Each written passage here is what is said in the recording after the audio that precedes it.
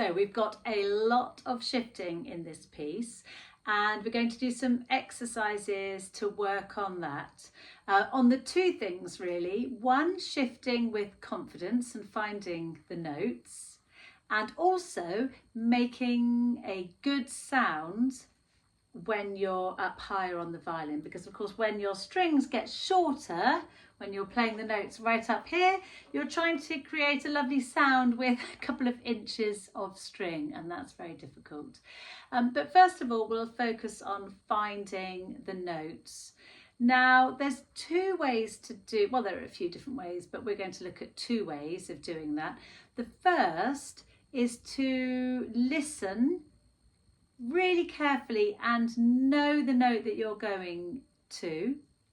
And we're going to do that by using the same note so that you can hear what you're going to. And the other is to do a kind of hidden shift. So a little bit like finding your way down the corridor in the dark. You might put your hand on a rail here and you know it's 3 steps. So we'll look at that as well. But first of all, let's do an exercise where we start in first position. We're going to play our 4th finger on the G. And then we're going to go into second position. We're going to play the same note with the 3rd finger, and then the same note with the 2nd finger, and the same note with the 1st finger. So we're going to be playing a D, D, D, D, and then go back down again as well, using a separate bow for each note. So find your D with your 4th finger. Now the 3, the 2, the 1. Back down again, 2, 3,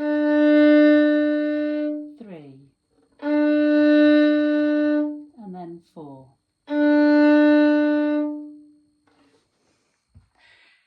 Once you're confident with that, you can start slurring 2 notes to a bow like this.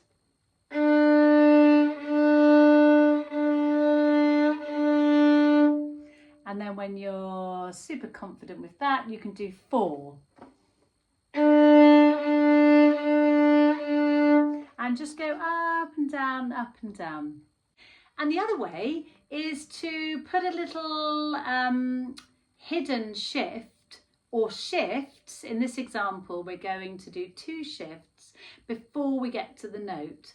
So in bar, in the 1, 2, 3, 4, in the 5th bar, you've got to go from an open G to an octave higher, all on the G string. And instead of just leaping up and hoping for the best, we're going to do it in stages. So play your 1st finger on the G, then go up into 3rd position, play your 1st finger on the C, now go up again and play your 1st finger on the E, and then stay in that position and put your 3rd finger down. So you're going 1, 1, 1 again, and then the 3rd finger.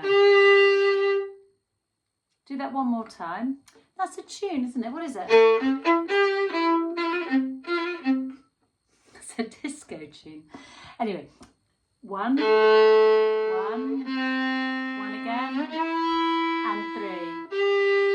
So that's the note we want to go to. Now this time we're going to do those shifts without the bow, and then we know that when we put our 3rd finger down, we'll be in the right place. So 1, 1, 1, 3. That wasn't great actually. I'm going to do it without talking this time.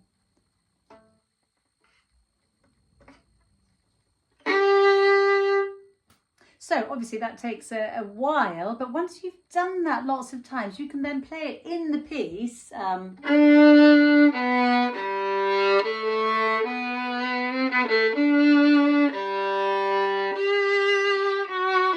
you see how I did the shifts there? So you need to get that muscle memory And you know, one practice session can literally be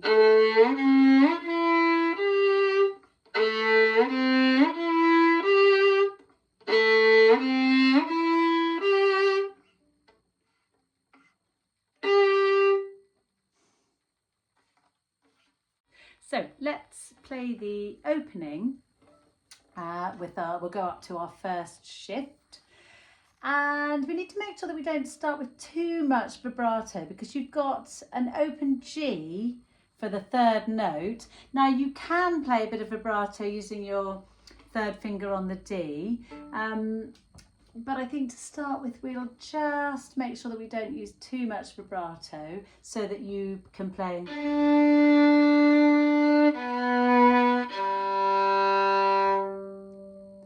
and then it's nice and smooth. If you start with too much, then this note sounds completely dead. And because it's quiet at the beginning anyway, we don't need to be too intense here. So just the tiniest hint of vibrato is enough. Here we go.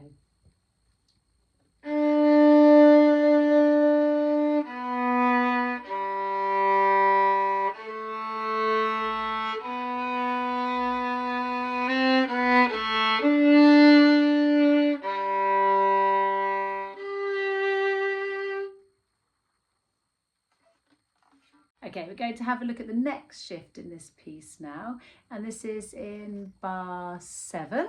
It's a bit easier this time because you're going up in steps. You're not just leaping up to the top. You can play some of the notes in between. So we're playing from first position to fourth position, and then there's another shift up to that top note with the second finger, which is really nice because that's the nicest finger to do vibrato with. Okay, but first of all we play. Okay, do you want to do that again? 1, 2, 1, 3.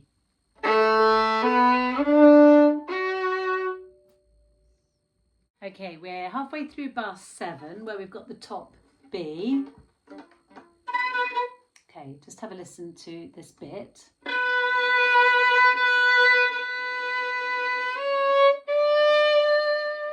So high up there. Difficult to get a nice sound up there, as you could hear. So we're going to use lots of bow.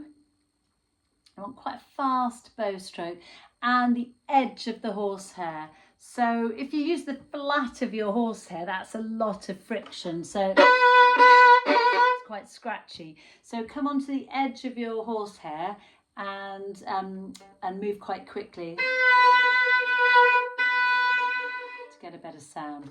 Now let's find that note, that B. We're going to play a scale of A major using the first finger all the way up. So 1, 1, 1, 1, 1, 1, and we'll stop when we get to the A. Here we go.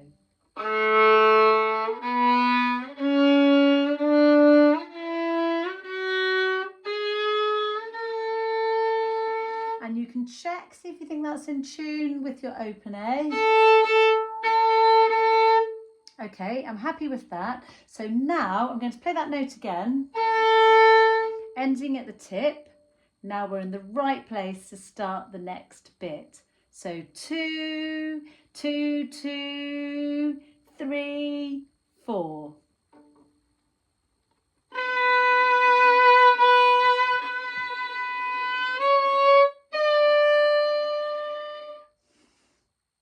Good luck. Okay, we've got 2 more bars of tricky shifting before we get into the lovely plain sailing of the middle section. So we had a quick chat about the different ways of thinking about shifting, whether you really visualize the note, hear the note that you're going to and just do a straight shift to that note, or having some little secret invisible shifts just to help you get your hand into the right position. We're going to do that one first. So in bar 10, which is really similar to bar 7, in bar 7 we've read. Now we're going, we need to get up higher. So let's play. Those are the notes notes we'll hear. Then we'll do a little silent shift up, first finger up one note, and then you can play the notes in between. And there's the A that we want. And of course, now we're going to do that quietly. So here are the notes we'll hear. Shift up 1, 2, 3, 4. And now we've found our note. And of course, you're going to do that lots and lots of times, really slowly, playing all the notes in between, practicing doing that silently, and you'll get quicker and quicker at doing that. And your hand will do that. It'll have the memory to do that without having to play them. But you need to practice it slowly first. Next bar, not so easy, because we need to come back down in the same bow without a horrible bulge. So this time we're going to really visualize the note, hear the note in your head. The note we're looking for is third finger in third position on the G. And that's actually quite a comfortable note to find, isn't it? You probably feel confident. If you were going up into third position, you'd be quite happy with that. But after we've, what are we doing? Oh yeah, we've played a second finger, then we need to shift down. Really not very easy to do. So practice it with separate bows first. Find your F sharp with your second finger and just practice.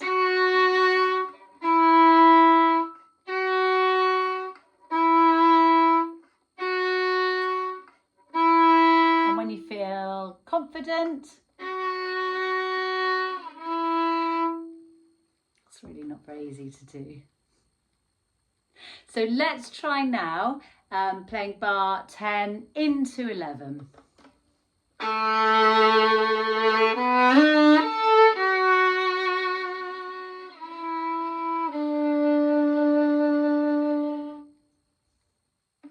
So I'm going to play from bar 13 where the tune comes back in again, and this is lovely. It's the same theme that you had at the beginning, but pianissimo this time, so it's softer. And be sure to do that because you've got this lovely crescendo in bar 16. If you start too loud,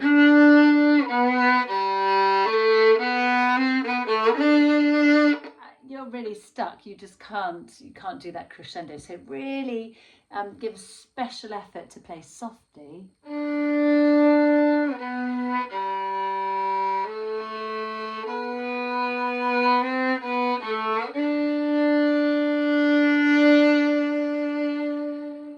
And save your bow on that long 7-beat note. You need to make sure you don't use it all up. So, and it's difficult because we're doing our best to get a lovely sound on the G, and you want to use lots of bow, but of course, you know, the reason this piece is so difficult is you haven't got lots of bow. You need to save 1, 2, 3, 4, 5, 6, 7. Anyway, I've lost track. What was I going to say? Oh, we just need to have a quick look at bar 22 and bar 23 and think about those notes. You've got an F double sharp, so that cross is an F double sharp, and have a think about what the N harmonic equivalent of that would be. So an F double sharp is actually the same as a G. And you've got an E sharp as well. And we don't see that very often on the violin for good reason. But of course, an E sharp would be an F natural.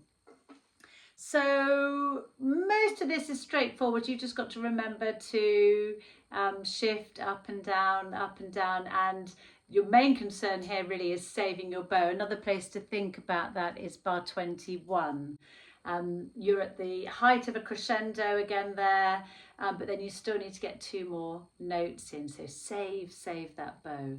Okay, let's play from bar 13. The tune comes back in.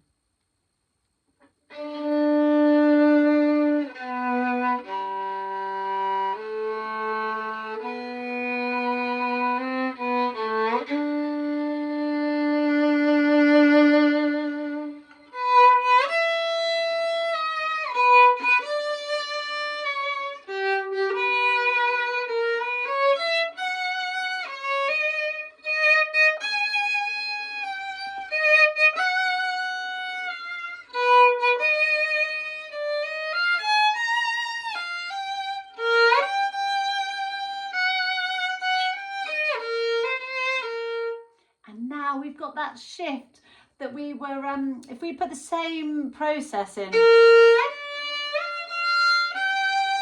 you'll be able to find that note. So same tune again.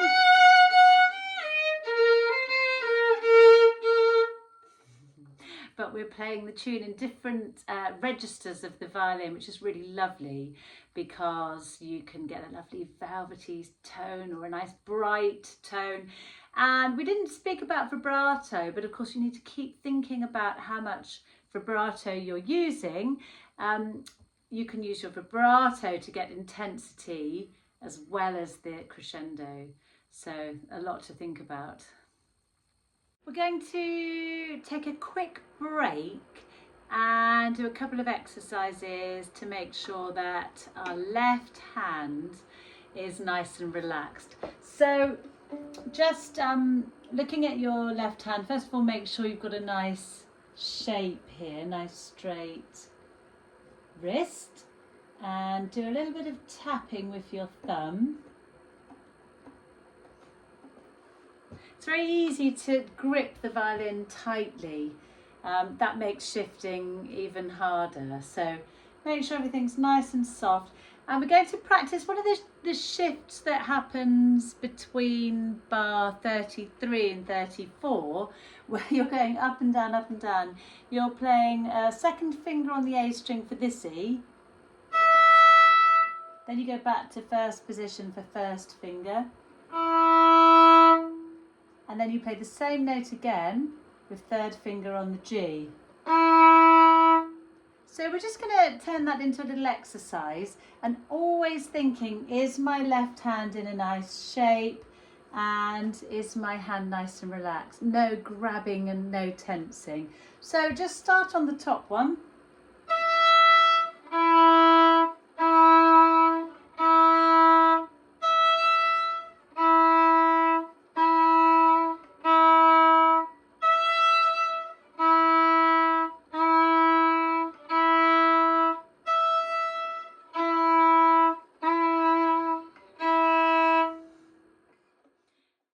To play from bar 30 now, just a couple of lines, and be really sure to put the down bow at the end, that last little semi-quaver at the end of bar 32.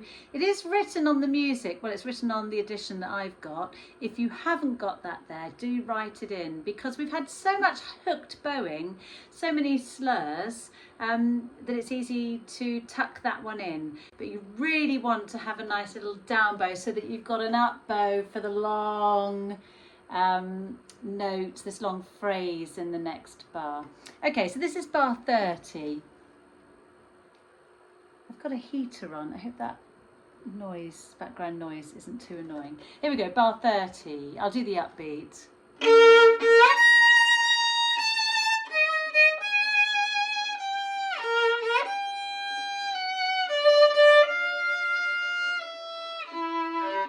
That's the shift we did.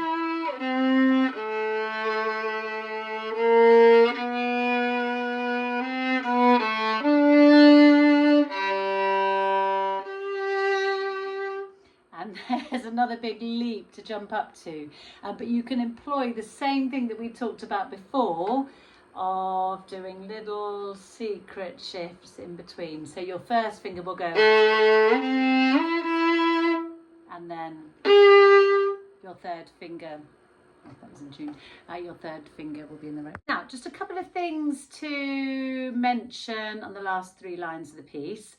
I'm going to suggest that you don't go up on the G in bar 40. Well, you go up on the G a little bit, but then go over onto the D string. Let's just not make life too difficult for ourselves. It's ever so hard to get a lovely tone up there in the last couple of centimetres.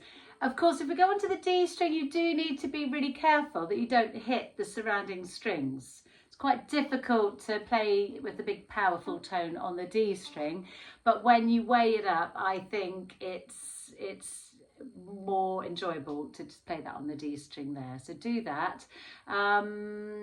What else do we need to talk about? When you've got the harmonic in bar 46, that that's what that little circle is. So you play the harmonic, and then that'll carry on ringing. Can you hear it still going? And then you can go down into first position for the ending. Anything else to mention? No, I'm going to play it from bar 40 to the end. On the D.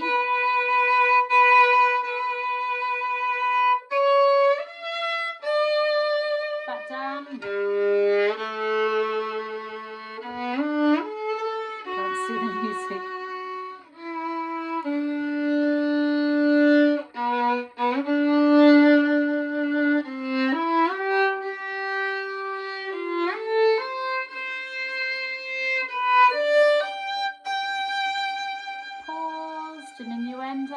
And then a little definite stop.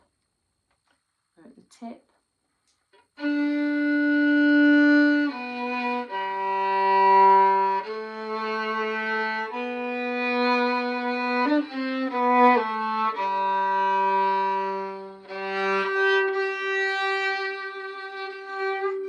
Up on the A string.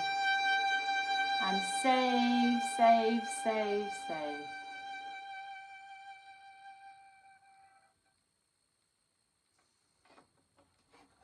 So here is Chanson de Matin with the piano accompaniment.